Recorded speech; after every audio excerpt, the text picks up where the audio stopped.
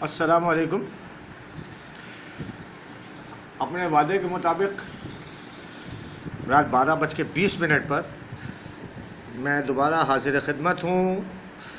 मकसद वही है, लोगों को आगाही देना और सबूत को मेंटेन रखना। क्यों मेंटेन रखना? ये GMK इलेक्ट्रिक सरजानी 2 को बहुत अच्छी तरीके से पता चल चुका है। मैं इसके बारे में ज़्यादा बात उस वक्त करूँगा कि जब इसका वक्त आएगा, वरना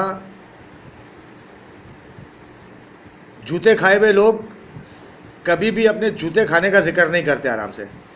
तो मैं इसको इतना मौका देता हूँ कि इसके बारे में ज़्यादा बात ना करूँ। मुझे तमाम डिटेल का पता है, क्योंकि ये समझ आए कि शायद सिटीज़न पोर्टल पर मैंने खाली as a normal citizen complain की है। इसको अंदाज़ा भी नहीं है कि मैं क्या कर रहा हूँ, और ये अपनी हरकतों से बाज नहीं आ रहा है। तो आज कुछ चीज़ें हैं मेरे पास, वो थोड़ा सा मैं इसकी सीक्वेंस बताना चाह रहा था कि 27 मई को इसने जब मैसेज किया था कि जी ये 6 घंटे की लोड शेडिंग दोबारा शुरू कर रहा है, तो अगले ही दिन इसको बता दिया गया कि इसने क्या करना है।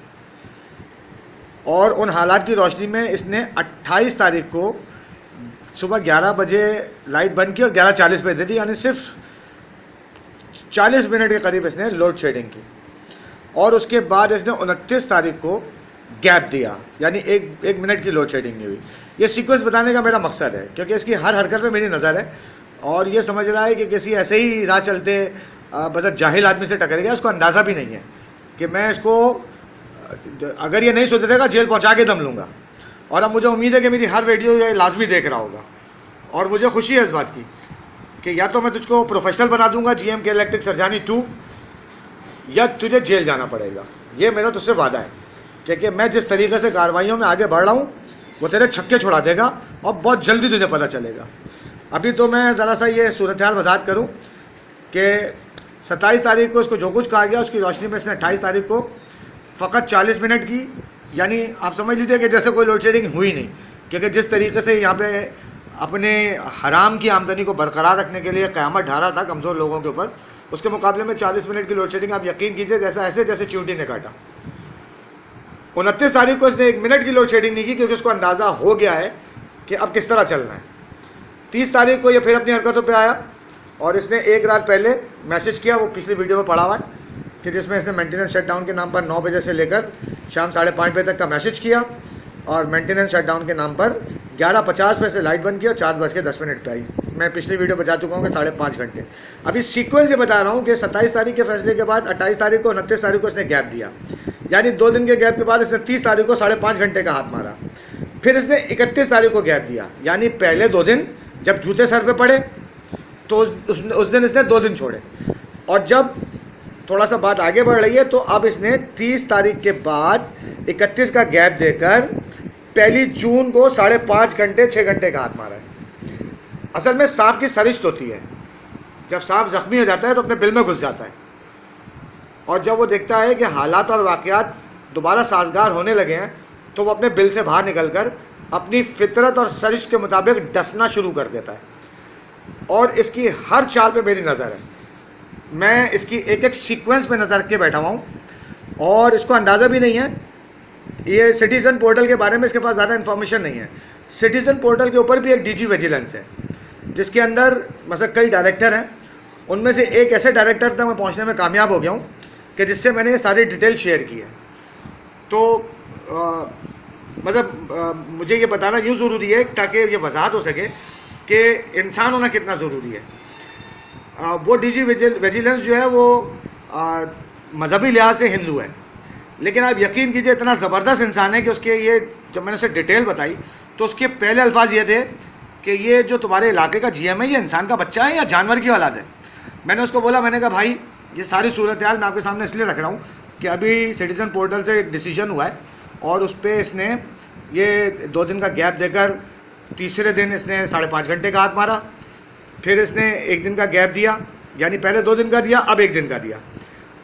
1 जून को इसने, हमारी सुबह जब आँख खुली है तो 6:30 बज रहे थे, उस वक्त लाइट गई हुई थी। तो मैं ये एज्यूम कर रहा हूँ कि इसने करीबन 6 बजे से लाइट बंद की और सुबह 9:30 पे दी है, और उसके यानी ये तकरीबन 3.5 घंटे इसने यहाँ पर की। फिर 11:55 पे लाइट इसने बंद की और 1:20 पे गई है। 11:55 पे जब लाइट गई है तो मैंने इनके कंप्लेंट सेंटर फ़ोन किया, वहाँ पे जुनैद लड़के ने फ़ोन उठाया और मेरी कंप्लेन ये कहकर लॉगिन कर ली कि एरिया क्लियर है। और ये कंप्लेन नंबर भी आपको दिखा रहा हूँ 6012564011। ये जुनैद ने मेरी कंप्लेन लॉगिन की क्योंकि उसने बोला सर कोई फॉल्ट नहीं है, एरिया क्लियर है, और 3 घंटे 15 मिनट का उसने रिजोल्यूशन का टाइम दिया। अब मैं आपको इनकी बौखलाहट, घबराहट, क्योंकि झूठ के पैर नहीं होते, इस वजह से ये इनका कोऑर्डिनेशन और इनका झूठ मैं आपको दिखाता हूँ। ये इनका कंप्लेन सेंटर, ये इनका वहीं से जहाँ से मैसेजेस आते हैं, इनका सेंटर नंबर है 8119। और ये 11:59 पे मैंने कॉल की है, जिस पे उन्होंने मुझे बताया कि जी आपका टिकट नंबर ये है और हमने आपकी कंप्लेन को रजिस्टर कर लिया। ये आप तारीख देख सकते हैं 1/6/2020। यानी कि जुनैद ने मुझे बताया कि एरिया क्लियर है और कोई फॉल्ट नहीं आया, से मेरी कंप्लेन लॉगिन कर ली। 1:10 पर केई के इसी नंबर से मेरे पास ये मैसेज आता है कि dear customer, our teams are working to restore the power supply in your area to account number this and that, और एस्टिमेटेड टाइम जो है वो 2 बजे का दिया गया। अच्छा, अब मैंने जैसा कि कहा कि झूठ के पैर नहीं होते। कंप्लेन सेंटर पे जुनैद लड़का मुझे बता रहा है कि एरिया क्लियर है और उसने मेरी कंप्लेन लॉगिन की। ये बात है 11:59 की। 1:10 पर जैसा मैंने आपको मैसेज दिखाया कि केई का मेरे पास मैसेज आता है कि जी हमारी टीमें काम कर रही हैं क्योंकि पावर सप्लाई को रिस्टोर किया जा रहा है। तो इनके सिस्टम की तो अच्छी तरीके से मैं वाट लगाऊंगा इंशाअल्लाह ताला, वो वक्त ज़्यादा दूर नहीं है। अभी इसको थोड़ा सा समझ आ गई होगी, ये अपनी लाइन से जैसे ही हटेगा इस दफ़ा मैं ऐसा केस बिल्डअप करके भेजूँगा कि इसकी इंक्वायरी खुलवाकर मकसद एक ही है, या तो इंसान का बच्चा बन जाए वरना जेल जाएगा। जिस दिन मैं इसकी इंक्वायरी खुलवाने में कामयाब हो गया, जिसके लिए मैं पूरा जोर लगा रहा हूँ, उस दिन इसका जमा किया हुआ हराम का पैसा, ये कुंडा सिस्टम जो यहाँ पर ये बिजली की चोरी चला रहा है, इसकी सारी आमदनी, इसके जितने भी मिडिल मैन, फ्रंट मैन और मैनेजमेंट के जो लोग इस काम के, मुझे पता चला है कि अब मेरे पास कंफर्म न्यूज़ है कि मैनेजमेंट के कुछ लोग इसकी आमदनी में हिस्सेदार हैं। सबका हिसाब किताब बिगाड़ूंगा इंशाअल्लाह ताला। अल्लाह बस मेरी मदद करता रहे। मैं बहुत तेज़ी से अपनी मंजिल की जाने बढ़ रहा हूँ। और अभी मैं केई के कुछ लोगों से भी रब्ता करने की कोशिश की तो वहाँ से मुझे थोड़ा सा ग्रीन सिग्नल मिला है। मैं उनसे ज़रा ये सिस्टम समझना चाह रहा हूँ कि ये जो टिकट नंबर जारी किया जाता है टेक्निकल फॉल्ट की सूरत में, इसका कोई डॉक्यूमेंट टेक्निकल टीम कहीं पे मूव करती है, कोई फॉर्म भरा जाता है? क्योंकि ये जो कंज्यूमर को बताते हैं वहाँ पे सिर्फ टिकट नंबर दिया जाता है। तो मैं इनके सिस्टम के अंदर घुसकर इंशाअल्लाह ताला उन लोगों से ये सारी मालूमात लूँगा।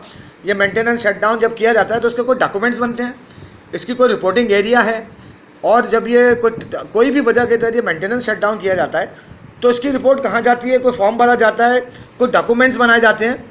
उन डॉक्यूमेंट्स तक पहुँचने की मेरी कोशिशें शुरू हो गई हैं और मैं इनके सिस्टम में घुसकर इसको इसकी औकात इंशाअल्लाह ताला ज़रूर दिखाऊँगा।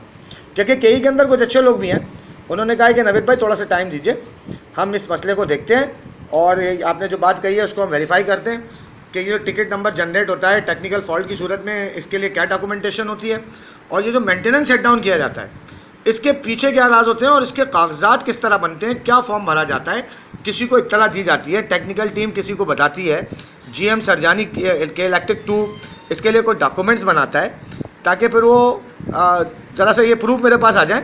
उसके बाद मैं जो केस बिल्ड करके अब आगे भेजूँगा उसमें इंशाअल्लाह ताला इस हराम खोर की इंक्वायरी खुलवाने में मेरा इंटरेस्ट है। हराम खोर मैं उसको इसलिए कहता हूँ कि ये अपनी हराम की आमदनी इस इलाके के अंदर चला रहा है। इसको किसने रोका है चोरों को पकड़ने के लिए?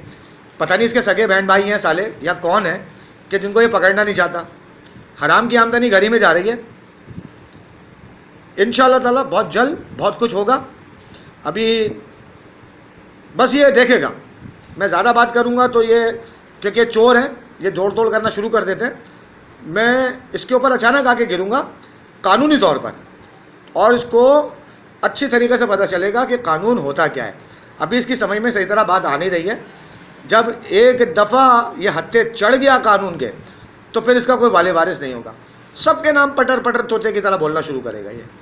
इस छोटी सी वीडियो के साथ इजाज़त दीजिए। आगाही का सिलसिला जारी रखूँगा और ये सबूत इसलिए बना रहा हूँ कि आपके केस ज़रा मजबूत किस्म का बिल्डअप करके सिटीज़न पोर्टल पे और इंशाल्लाह डायरेक्टर ये जो विजिलेंस है इसके पास भी अब इसकी कॉपी जाएगी।